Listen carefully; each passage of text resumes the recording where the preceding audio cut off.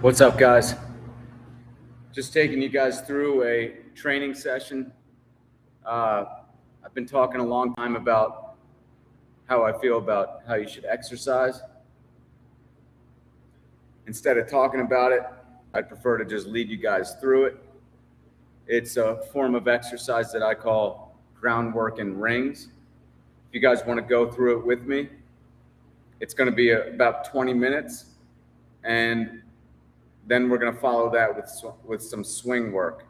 So if you guys want to join me in these, just need some gymnastics rings and a place to swing. I'm very passionate about the use of gymnastics rings for really not even just the swing, but for being a human being. But since our game is swing, whether it be golf or baseball, that's a movement that's very hard on the body. And you don't want to be going into the gym and throwing around weights because you've already been very hard on the joints with the swing. And so we have to find a way to be very easy on the joints in our exercise. So that's number one that groundwork and rings does for you. Number two is you'll notice that almost all of the movements I'll be doing involves sending waves through the body. When we swing, we're sending a wave through the body. The more coordinated the action, the better the wave is moving through the body. Coordination is waves. It's the ability to efficiently and effectively move waves through the body.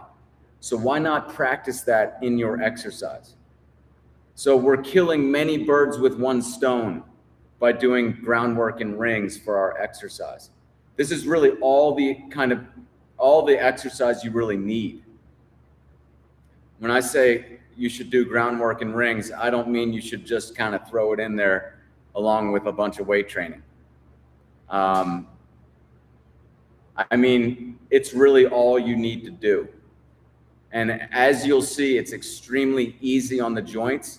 We're moving slow enough that as we're moving, if we feel any pain somewhere, we just take note of that. And as we pass through it the next time, we're just moving slower or in less range of motion. So it's very mindful that the goal in weight training is usually get the weight up for how many reps you can. That's not the goal here. The goal here has nothing to do with reps. It has to do with actually feeling the movement, okay?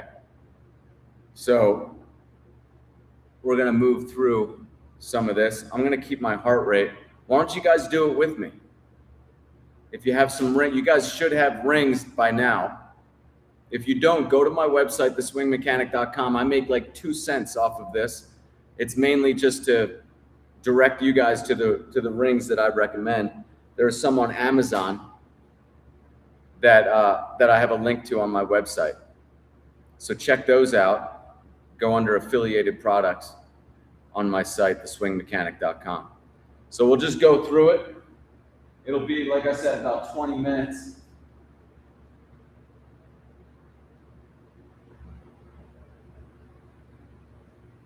I really want you guys to see what I'm talking about when it comes to groundwork and rings. So we'll start off with the rings just about chest height. A little below or a little above is okay. We're just gonna lean back and get on one leg, all right?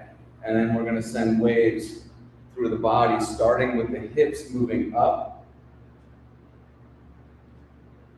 Another way to do this is just both feet on the ground and hips moving up first.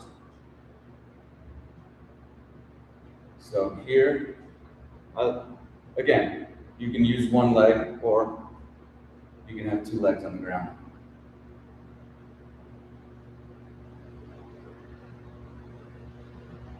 We're feeling the entire movement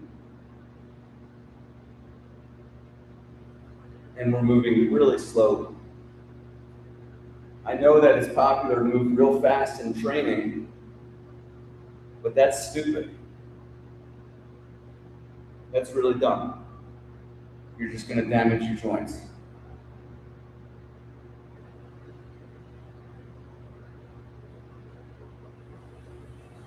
Already got the heart rate up to 140 there, and I didn't move fast.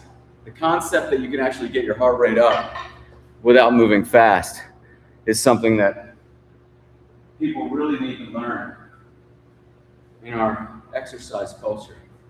Let's do the other leg. If you're doing both feet on the ground, that's okay. Same thing, you're just gonna move the hips up first. We're practicing moving waves through the body. I like to really accentuate the movement here.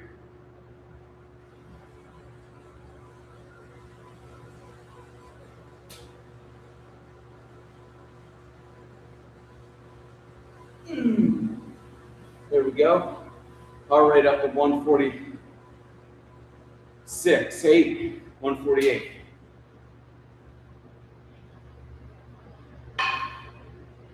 It's called groundwork in rings because we also just work on the ground. Let's balance on one leg. This is so good for your hips. We're going to balance on one leg and just kind of hold it here. Maybe feel a little stretch in the hamstring area.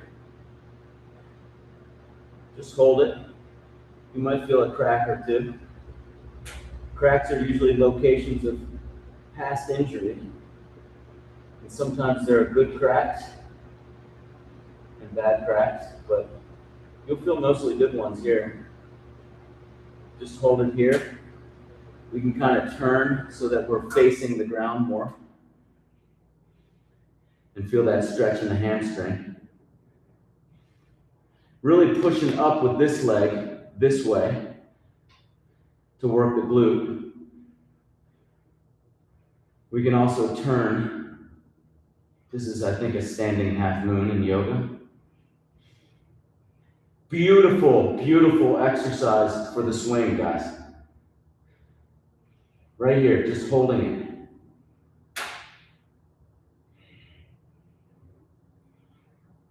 Now go back to gingerbread man. And now, let's do what I call the jellyfish. We're just going to kind of roll up and down.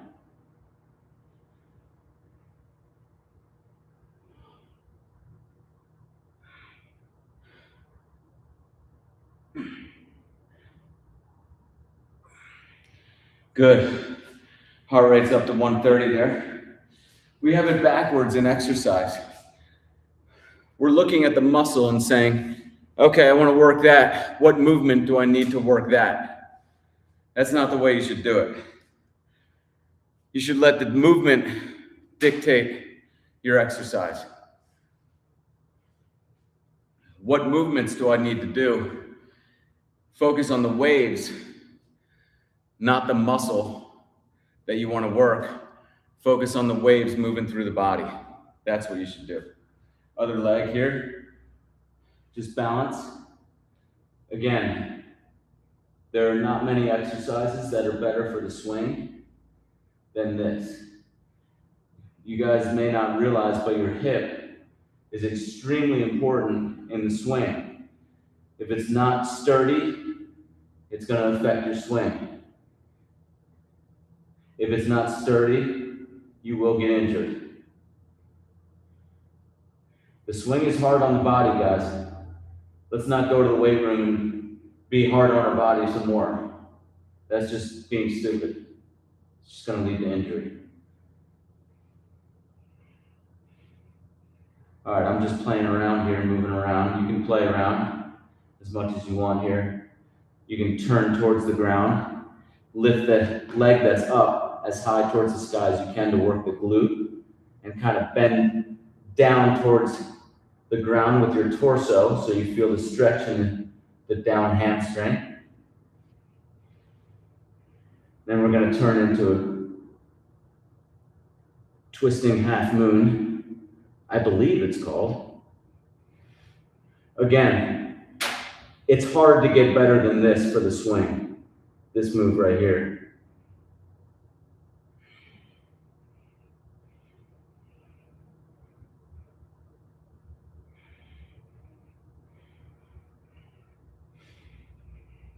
If you need to touch the ground, it's okay. If you lose balance, just get right back where you were. And back to gingerbread.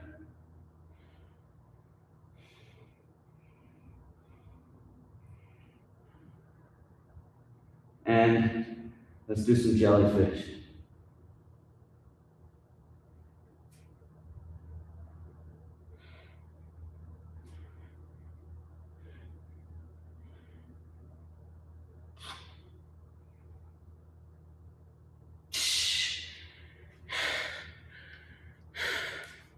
Hope you guys are doing this with me.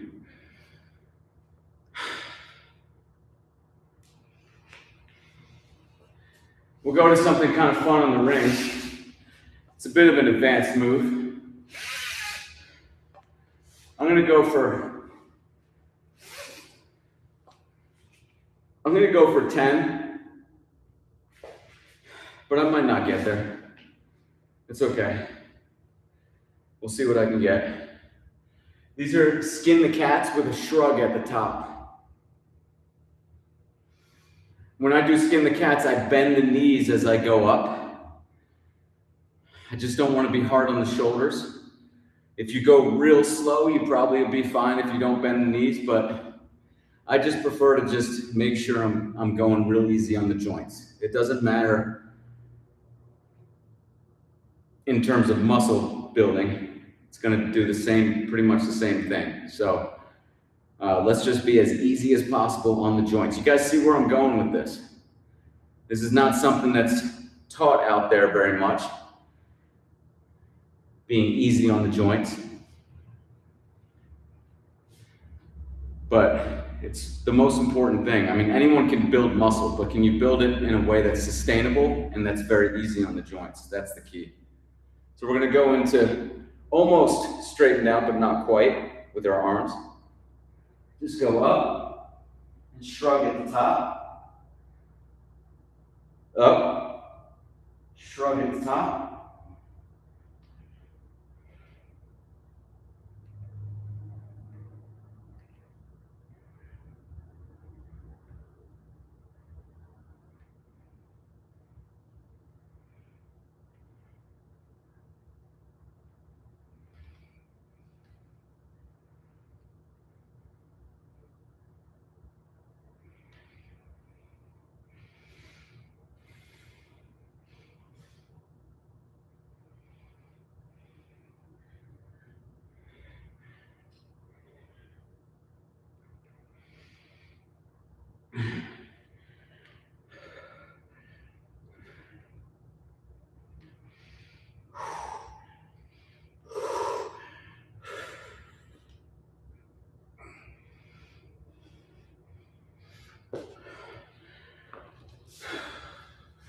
Got the heart rate up to 156 with those.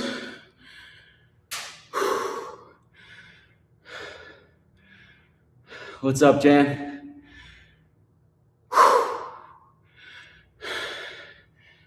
All right.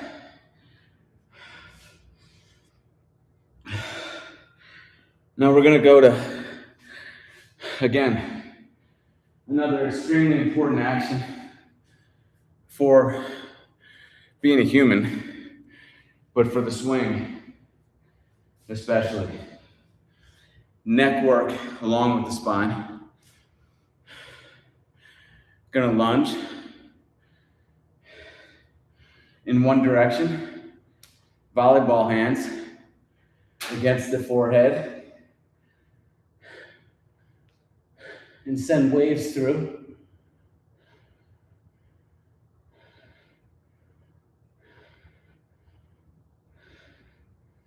Just keep going.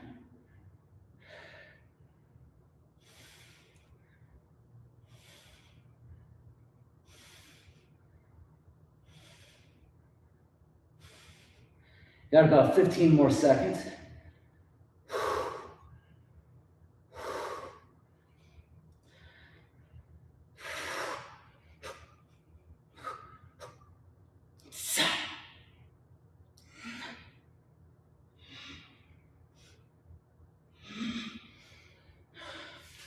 Got the heart rate up to 163 there. 163. For those of you who say you can't build muscle without weights, I beg to differ. You can't build meaningful muscle with weights. I'm hitting every little nook and cranny here. You know, I may not look like this, but have you ever seen bodybuilders shoot basketballs? Because they're doing stiff movements. When you get out on the athletic field, your body learned nothing but stiff movements. So what are we doing as baseball players going into the weight room? And to top it off, we're going into the weight room and doing Olympic style lifting, which is absolutely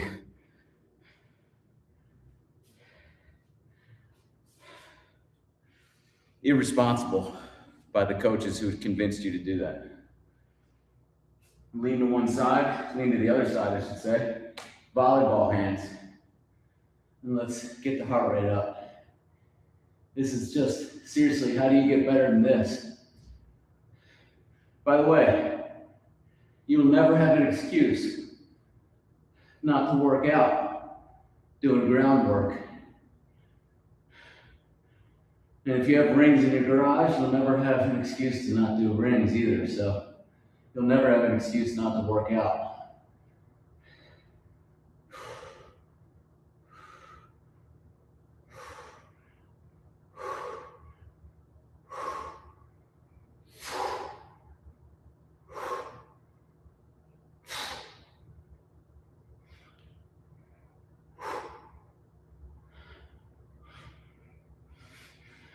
About 10 more seconds here.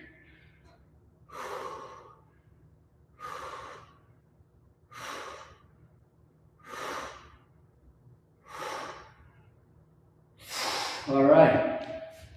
What do we get it up to? 150, 152, son. 3, 4, 3. 154, so. All right. Still got some minutes here. Still got about 8 minutes left.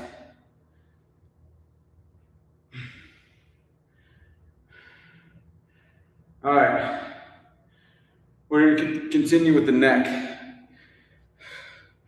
You guys need to hit the neck way more. It's a travesty that we're not mostly working the spine and neck. All right. Just gonna do, I'll show you what these look like. Just like this. Pushing against the neck to one side. I feel like I'm lunging mainly to one side here. It may not look like that, and I'm just feeling the wave move all the way through. Waves are coordination, okay? I'll get to you guys' questions. Thank you for posting them, and I will review them. Just can't do it while I'm keeping the heart rate real high. We're about to do swing work after this.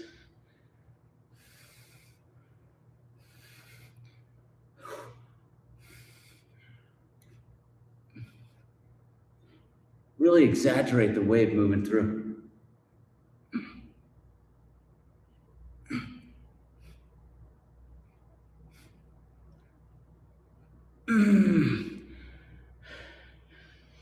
Heart rate up to 142. There. All right. We're going to move to the other side of the neck in a second. But first, I like to do some sissy squat. Circle sissy squats to each side. So we're going back and forward.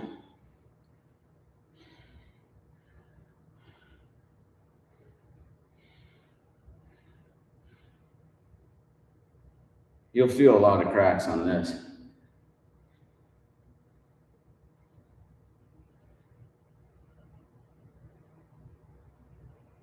What do you guys think about me just posting a workout live every day?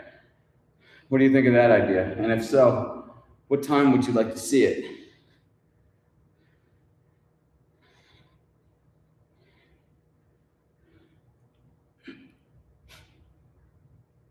Legs are burning now.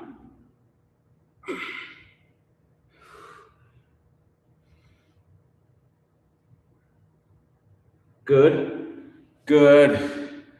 Got the heart rate up to 135 on that. Let's lean to the other side, get the other side of the neck, okay? Just got about 5 minutes here.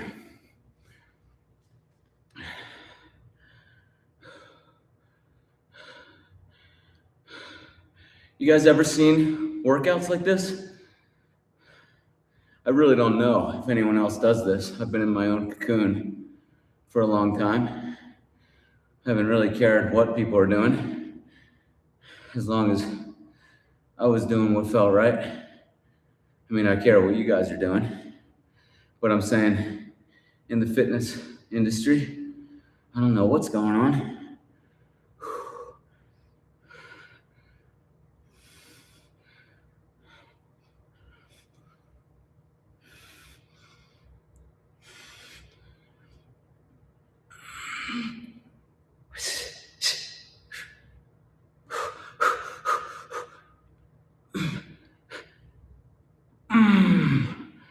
All right. What do you guys think? Just going through a workout. We have about 5 minutes left, and then we're going to go into some swing work. I might even have you guys call in for the swing work. Get some call-ins. All right. I got him a little higher than chest height.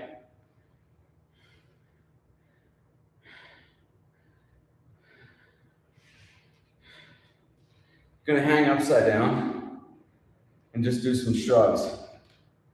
All right, here we go. I like to just kind of go back and forth just for a little bit. Just stretch out the lower back. You'll feel some cracks here too. Just don't hurt yourself. Just move slowly and deliberately and flex into each movement. Flex a little bit. The idea with groundwork and rings is we're flexing as we move waves through, as we feel the wave move through our body. We're flexing into the movements. All right, upside down. And shrug. Slow on the way down. It's easy to want to drop.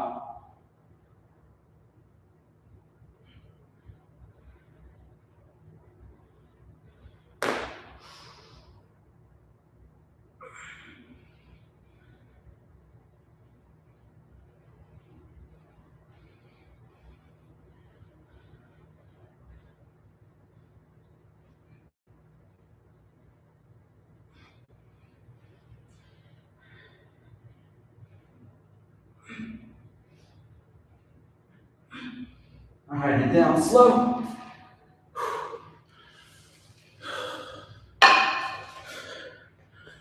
All right, how we doing, y'all? How we doing, y'all? All right, let's see. We're at 132 heart rate. We only have about a minute left, guys. Shoot, we can go in many directions for this last one. Let's do some skull crushers. Sounds like a vicious exercise, huh? Skull crushers here.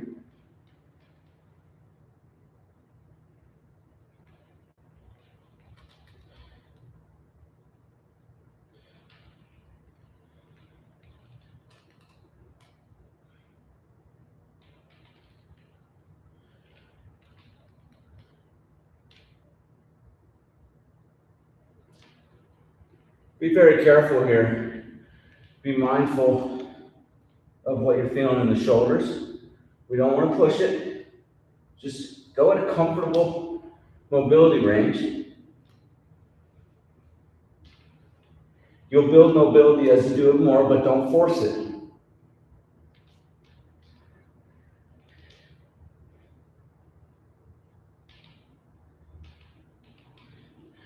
There you go. Heart rate up to, give me 140. 140, there we go. 142, 143, 44, 45, 46, 47, it's still going up. All right, I think that's about it. 147, yeah, we're going back down.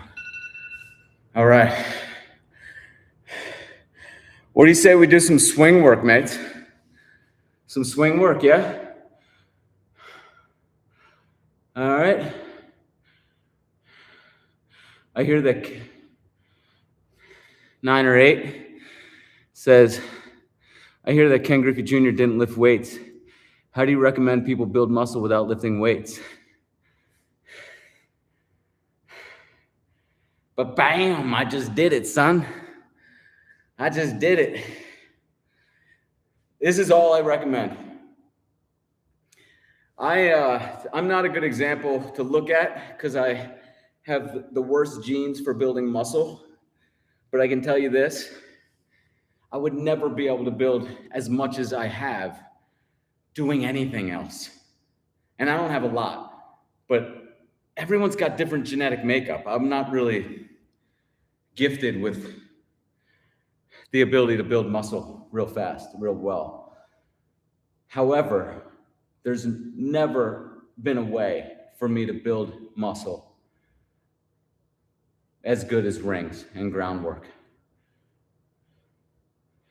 because it's just so unsustainable, especially being almost 50 years old. I would have been I would have quit if I only knew lifting weights. I would have quit long ago and never would have been able to continue. Because, most of my injuries as it is now came from lifting weights. There's no way I would have been able to do it into my 50s. Running too. I used to be a runner. Running is a great exercise. Everything's great about it. It's the perfect exercise. It works all the muscles simultaneously, so your heart rate stays elevated without much perceived effort. You can go for hours. You can literally be a runner who runs an hour a day and pretty much eat whatever you want, and you're going to look pretty good, well in shape. And the only caveat is it's extremely unsustainable. It just ruins your joints. Yeah, Ken Griffey Jr. not lifting weights ever. I think that's great. I think that's good, not lifting weights. But people associate lifting weights with they almost assume it's the only way to exercise. So when they say, does he lift weights? It's the question is, does he work out? And they're synonymous, which is too bad, because I want to present another way to do it.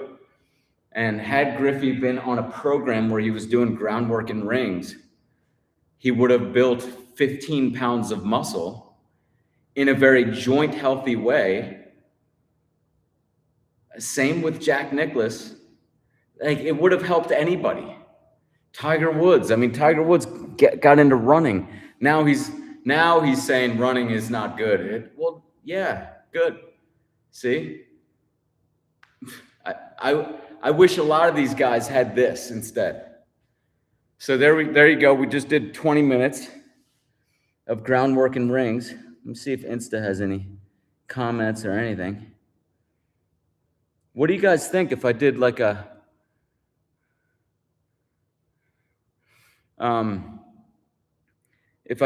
live 20 minutes of GnR, groundwork and rings, and then 20 minutes of swing stuff? What if I did that daily? What do you guys think of that? Let's do some swing stuff. Jan says, for anyone watching concerned about building muscle, I've been using rings for a few years now. I've put on more muscle than I did with weights. and it is scary, dense kind of muscle. Boom. He said it exactly. Jan said it exactly right. It's a different kind of muscle. The way I look at weights, if you guys can follow me here, weights movements are almost like two-dimensional movements. The problem is they work the joint like a knife. They work the same area over and over. So it's two-dimensional. It works the joint and it works the muscles like a knife. So you get real good at this singular two-dimensional movement. I mean, what the hell's a curl, really? If you're doing curls, I don't even want to talk to you, seriously. Within the span of about 4 months, about 7 years ago, it was crazy. I talked to 2 guys. This is just a random story, but for some reason, in the course of just this condensed period, there were 2 separate guys who said they needed to buy a preacher curl machine, device. You know, where you sit down, put your arms on this thing, and do this. I was baffled, like, no way. You want to fill your house with this device that is designed to get your shoulders injured. I just can't understand this obsession with machines and weights. And like, I think it's more of a distraction. I think people just want to distract themselves from what they know they can get everything done on the ground.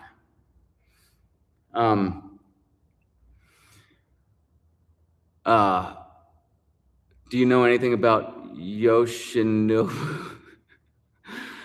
You know what?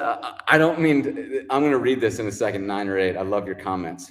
But it's just funny because people so often are saying, do you know anything about, and then there's like this Japanese name or like this obscure name, because I guess what I'm doing here is very similar to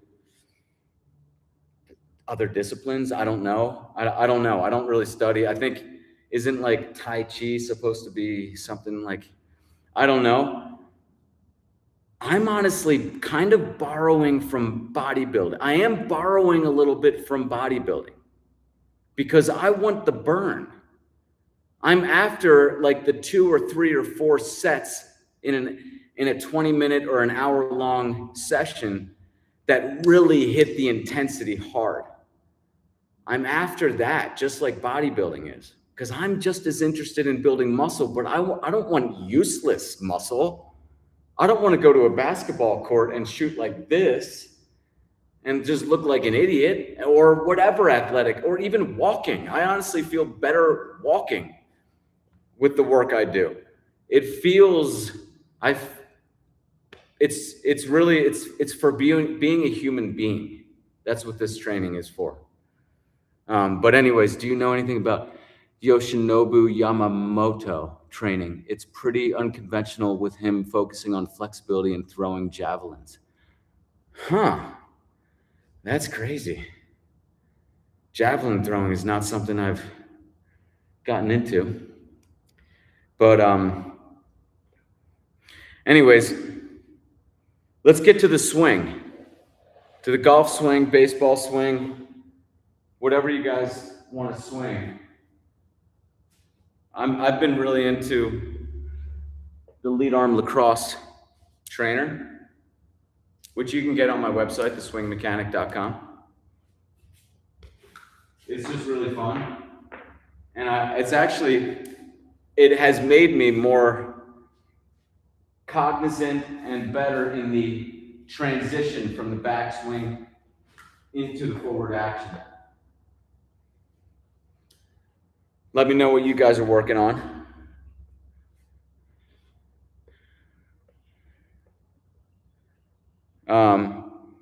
Our Trail 20 says you have to simple this down to a setup rep time scheme. It's hard to wrap my head around the routine. Also give starter routines for rings and a squat cage like some of us have at home. Oh, you have to simple this down to a set rep time scheme. Okay. It's hard to wrap my head around the routine. Well,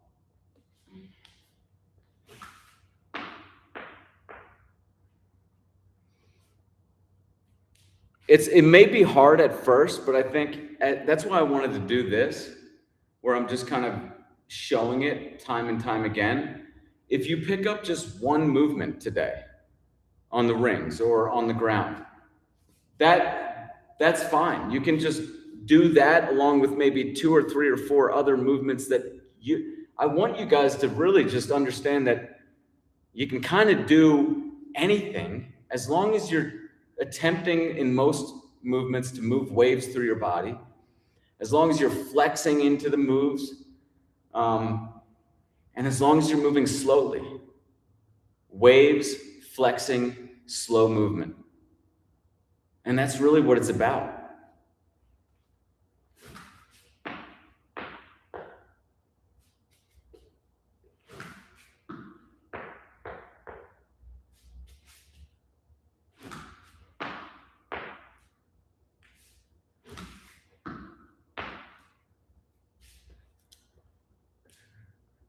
But I appreciate you letting me know.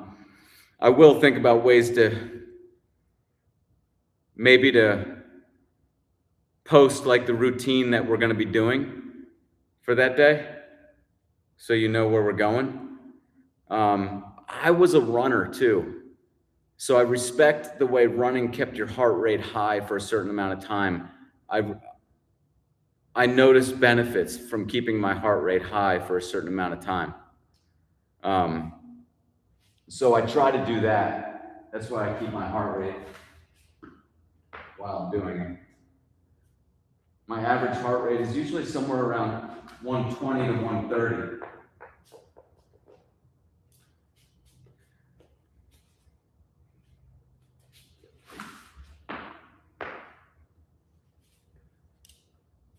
What sort of things you guys working on with the swing?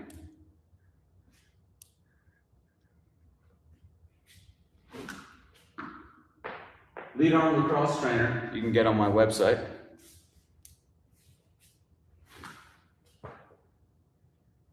theswingmechanic.com.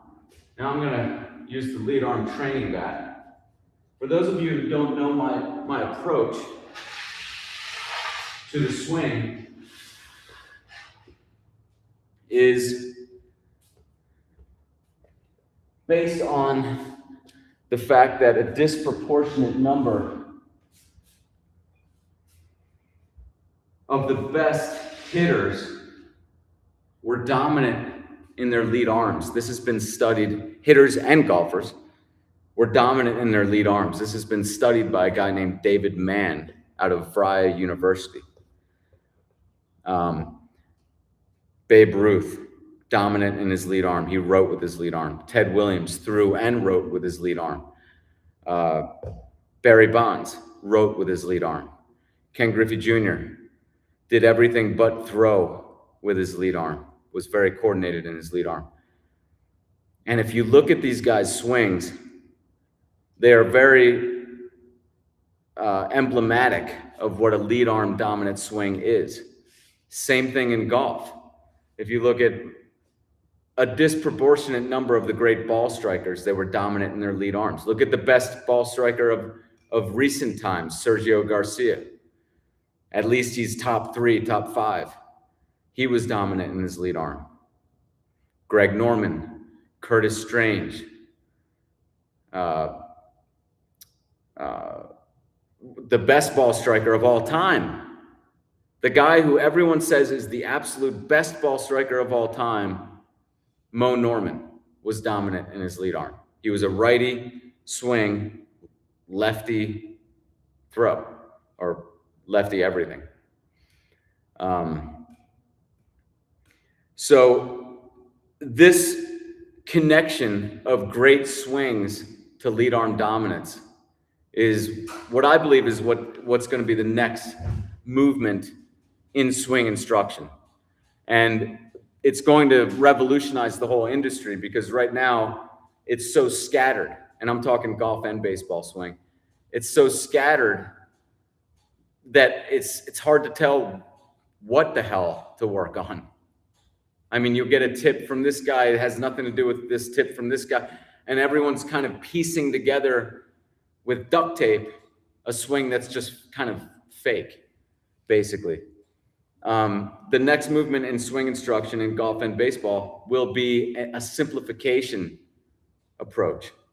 And it'll be because of more lead side. It'll be the understanding that really the only thing we need to do is be more lead side. And you can do that any way that you need to do it. Could you give a summary of your exercise philosophy? I don't know anything about it. I'm super confused when you talk about things like having a high heart rate. Okay. So to me, as you guys know, like, I want to get the most out of my time in training. I enjoy training. But my mission was always like, and honestly, I'm more of a practicer. So I was always enjoying practice, but at the same time wondering what's the best way we can extract the most out of my time practicing. Even though I love it, I want to extract the absolute most from it. So exercise, conventional exercise is damaging the joints, and it's doing nothing for your coordination. In fact, it's detracting from your coordination. If you think of coordination as waves moving through the body. So if we're going to exercise, don't we want to, I mean, if you want to put 2, 3, 4 hours in exercise, have at it. But don't we want to spend whatever time we are exercising, whether it's 10 minutes or 3 hours, don't we want to extract the most possible from that time?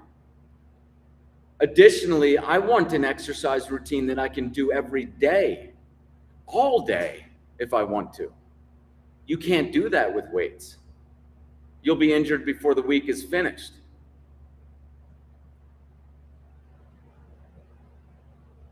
As far as a high heart rate, there are benefits to keeping your heart rate high. There are cognitive benefits. There are health benefits for a sustained period of time. You can look at the studies of that.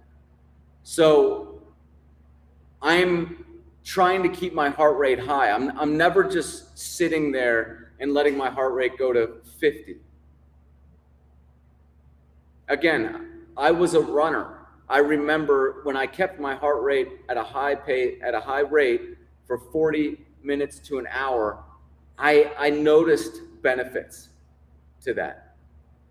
So I've always been like let's get our heart rate. Like I just have known that, but there are studies that can show that too. So when I'm doing the groundwork in rings, I want to hit as many different birds as I can with a single stone. High heart rate for a sustained period of time, check. Go into intensity for muscle building purposes, check. I went into intensity. My heart rate got up to 160s when I was well into intensity. I was well into muscle building range in the workout I just did. I want to build coordination. Coordination is waves moving through the body. Check. We did that. I want to be easy on the joints. You can do the first 3 in many different ways. Running would take care of the first 3. Skiing would take care of the first 3. Playing basketball would take care of the first 3. Rollerblading. But I want to be easy on the joints. Most of those things are not easy on the joints. Rollerblading actually could be, it's not, because it'd be repetitive movement. So almost nothing else is sustainable. I can do groundwork in rings until I'm 85. I can do it. I will be doing it until I die. I easily could. there's nothing that stops you because you're being nothing but easy on the spine and on the joints.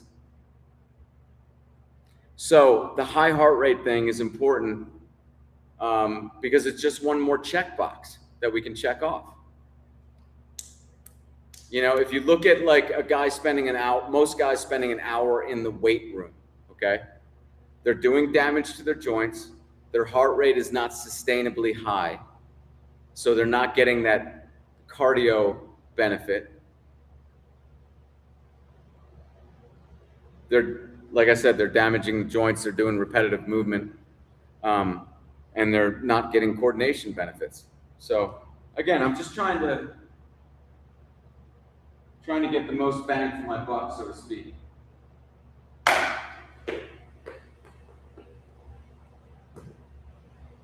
I'm moving very gingerly because I still haven't gotten my hip replaced. And I know you guys are probably thinking, wait a second, you need a hip replacement? I thought this exercise was supposed to be easy on my joints. Well, I only learned groundwork in rings because I needed a hip replacement.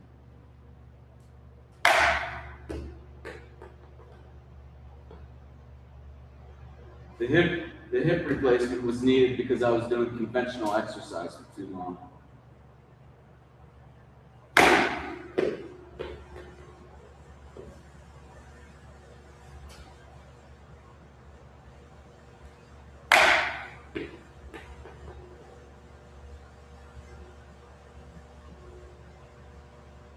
So how we doing, guys?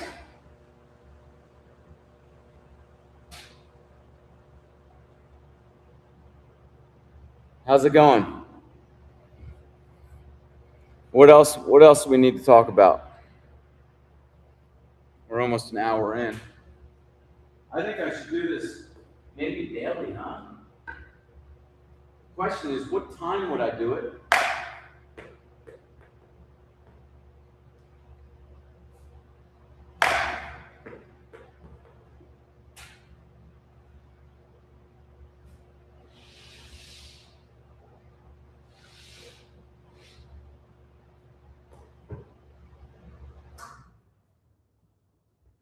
What time would be good for you guys? What else, guys?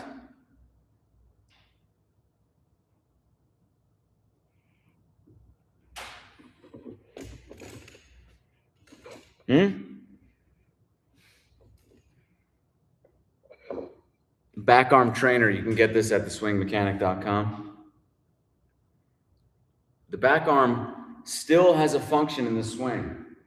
Think of the back arm in the swing, golf or baseball swing, as the non-shooting hand in a jump shot. Would you say the non-shooting hand is doing nothing just because it's just sitting right here? No.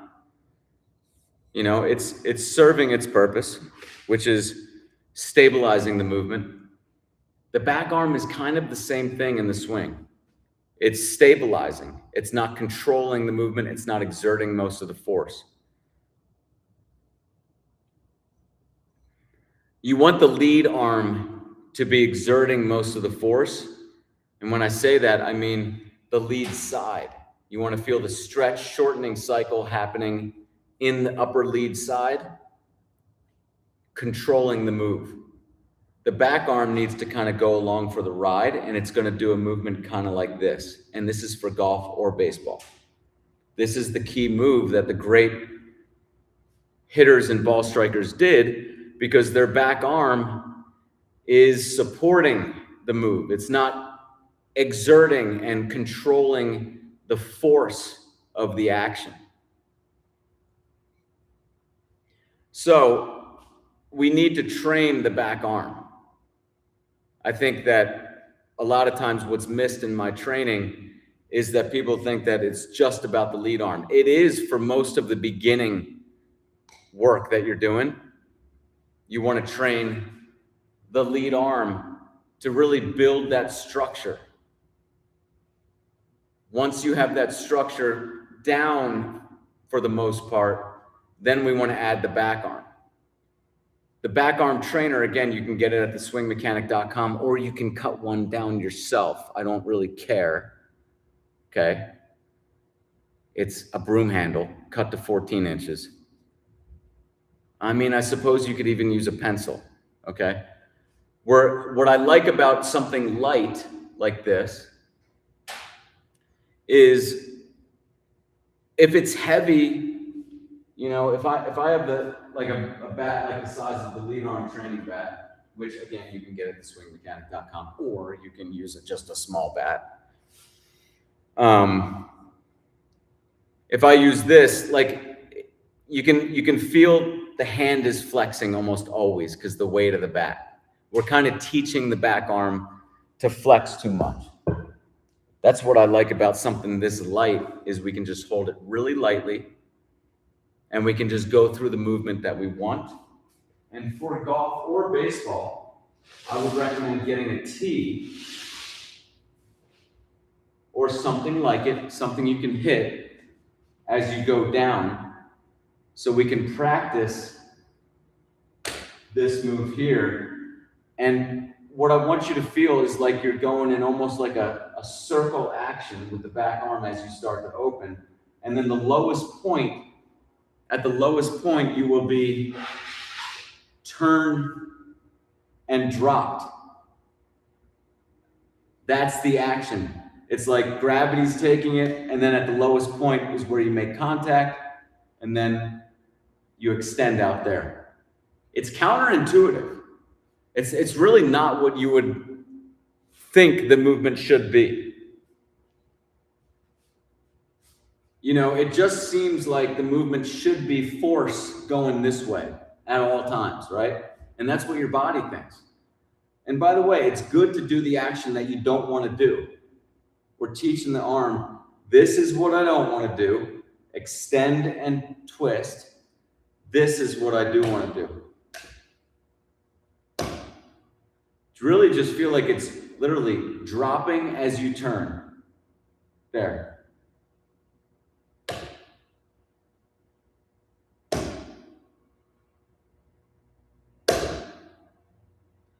And all the while, I'm feeling the grip, the contact points intact.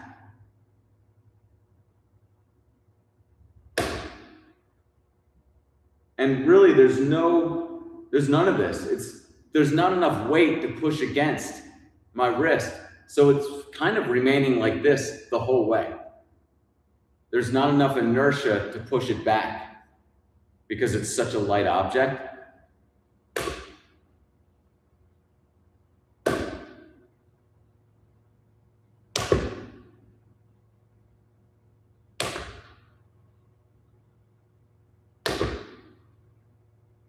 Of course, I want to work the other side.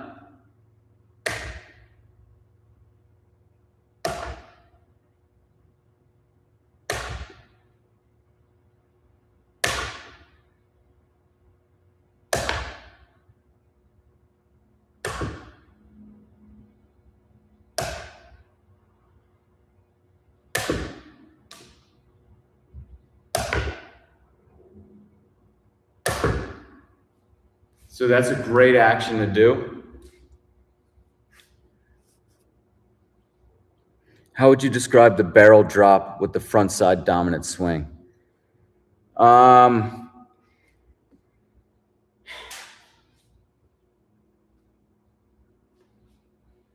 way I would describe the barrel drop, good question. Great question. I love that. First of all, let's talk about the barrel drop. The barrel drop is something we see in the best hitters and ball strikers. It's one of the first things. It is really the first thing that caught my attention early on in my career, studying the hitters and golfers. Guys I played with, the great hitters, we would go out to the golf course, and 99% of the time, the great hitters would have great golf swings too.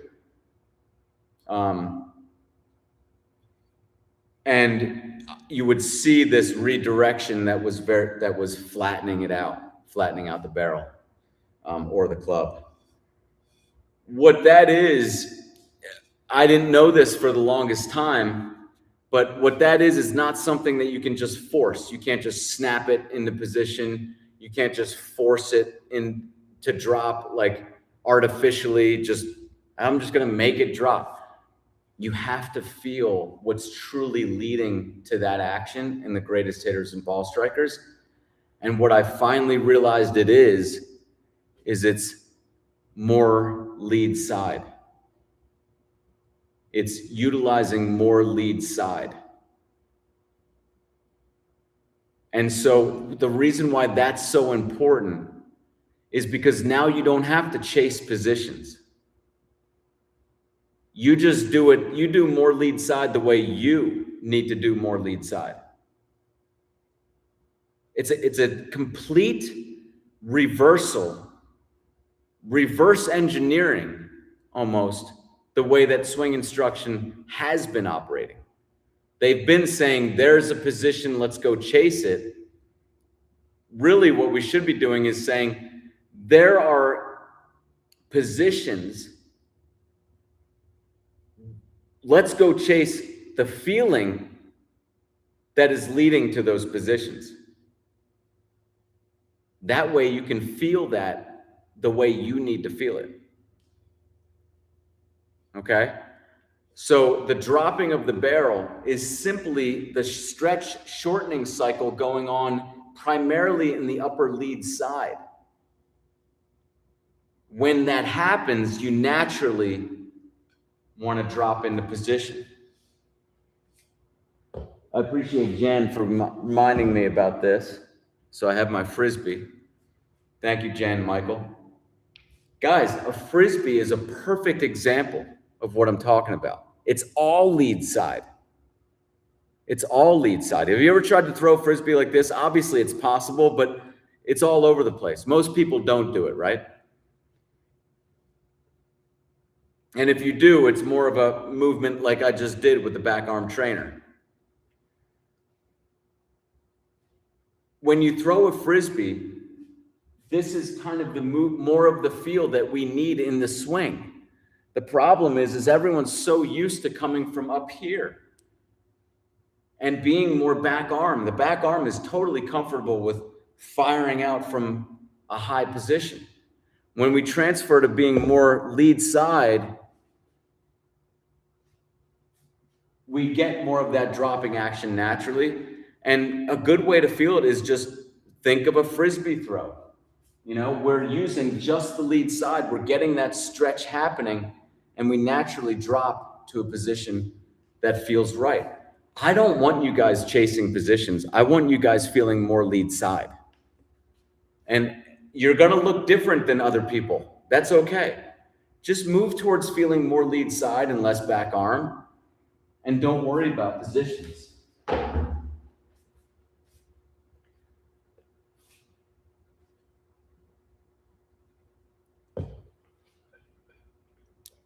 So that's the barrel drop. That's what the barrel drop is. As far as what the back arm does, the back arm is just kind of following the structure compared to a jump shot, where the non-shooting hand is just following the structure that, you know, it's supporting the move. It's not the main character. It's the same thing with the back arm in the swing. It's following the move. And for many of you guys, really your new swing should be just hovering the backhand. Like that's what your swing should be for a while. Because you really need to retrain it.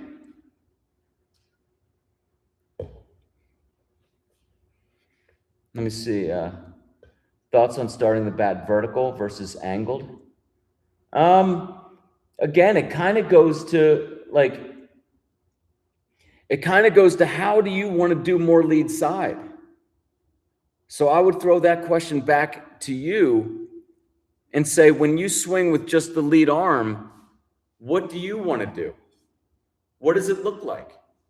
Guys, it may look like, and I want you to go to a field and just play around with this. It may take a year for you guys really to finally get this.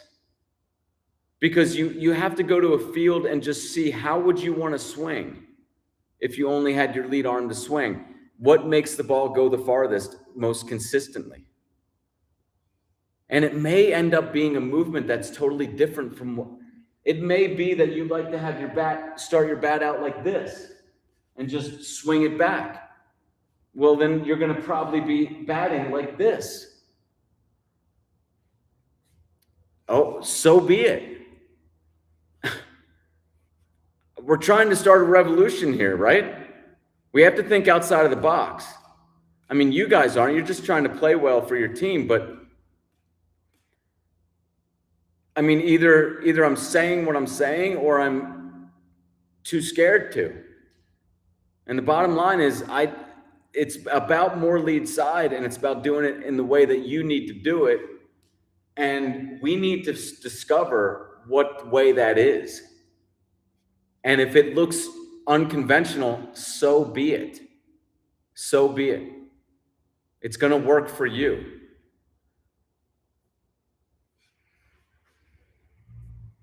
So, I mean, for me, as far as the bat position, I just have it kind of neutral, personally.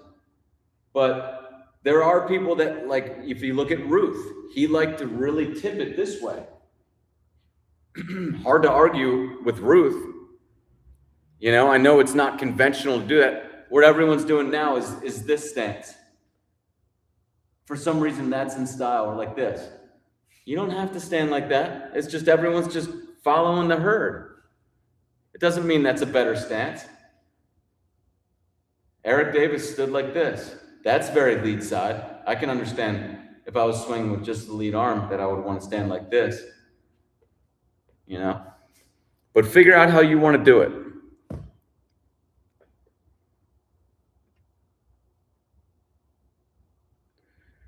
Is the bat swing's similarity to throwing a frisbee why you say it can be described as a toss?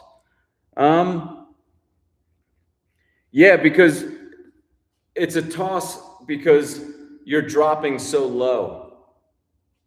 You know, you're using more lead side. Yeah, it's a toss because it's more of your torso slinging the arms rather than what happens in most hitters, where it's the arms being tight, controlling the action. It's not efficient. It's just not the best way to do it.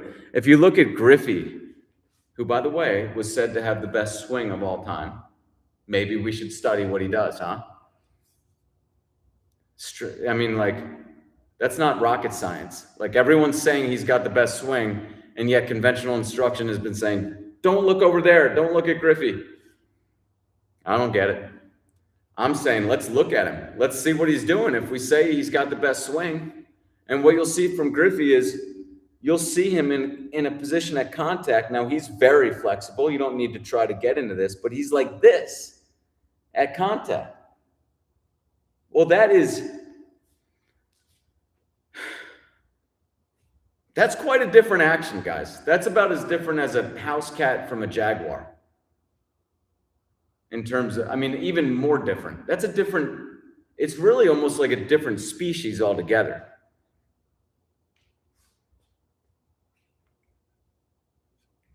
If you compare it to somebody who's more conventional and looks like this, like, there's no similarity at all. Here's Griffey at baseline contact.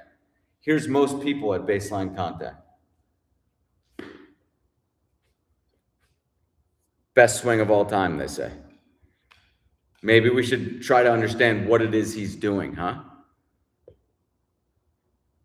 I think I'm your best case study. I tore my rotator cuff and now I'm lead arm. In the near future, I'll provide you a video of my swing and my journey. It will be easier to just create a video and explain. That'd be great. You tore your rotator cuff of your back arm, I'm guessing? You tore your rotator cuff of your back arm, I'm guessing. So now you have to be more lead side. This is unbelievable. This is unbelievable. J. Parenti Imports just did a super chat for $49.99. He says, I've been following your stuff for a few years, love your content, 47 years old and still playing in an 18-over baseball league on Sunday in LA and softball during the week. I've been working on lead side for a couple years, old habits die hard.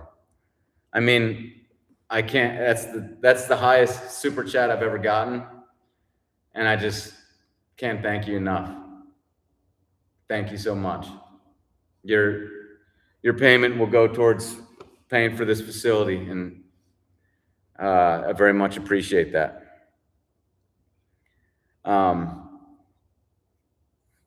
That's awesome.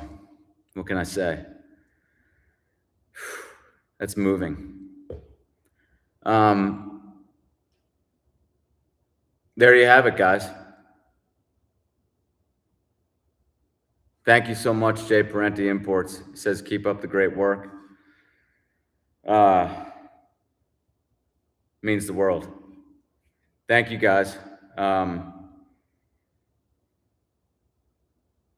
So I hope I've explained enough today.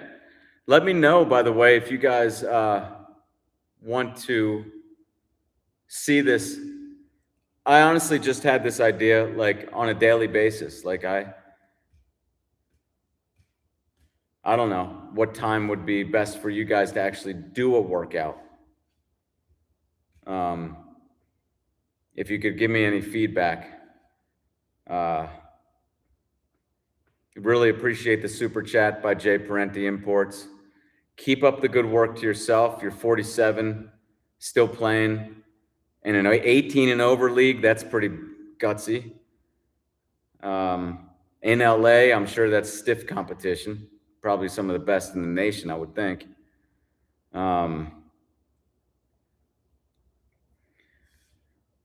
So keep tuning into this channel, guys.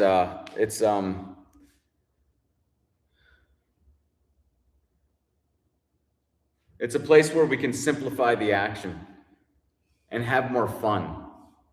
You know, for a lot of you guys, and Jay Parenti, this might help you. Just set your back arm if you're still having trouble. Like really try to set it to where it's just barely on the bat, even in your game swings. And when you're practicing, really pay attention to through contact. I think a lot of people are through contact losing consciousness of where what the back arm is doing, and their back arm is actually getting more involved. Even if it's not touching the bat, the lead arm will kind of behave in a way that the back arm is getting involved. It's crazy. So through contact, when you're doing a hover, make sure that you're still utilizing lead side to square it up. Yes, there's deceleration involved, but utilize your lead side to square it up, even though your back arm is hovering. That's key. Pay attention to through contact. Obviously, we can easily pay attention to back here, getting the barrel to drop and doing a new move with our back arm. It's easy to be conscious of that portion of the swing. It's harder to be conscious of through contact. It might help to just hit a tee without hitting a ball. Just hit the top of a tee so you're not thinking so hard about through contact, and just make sure that you're still kind of squaring it up with the lead side. Okay? Through contact, pay attention to that. Thank you guys so much. Again, thanks to Jay Parenti Imports for the super chat. So generous. I appreciate that. Check out my website, theswingmechanic.com. Yes, I was just thinking about the hover during an actual AB yesterday, and here you are talking about it today. Got to try it during a live game to really force it. Yeah, so during a live game, you don't have to think too much. Just set the hand so it's hover. Just set it and forget it kind of thing. But in practice, when you're doing the hover, pay attention to through contact, because I bet you anything, your body has not learned to rely on lead side to square it up enough. And so when you're hovering, it's going back to what it knows so it can make more square contact, because that's what it's comfortable with. We have to just make it comfortable with this new action. And so just pay close attention when you're doing T work to through contact, keeping the lead side in control through contact, that little space, okay? That's key for really training your body to truly depend on more lead side, okay? So thank you guys so much, and I'll see you soon.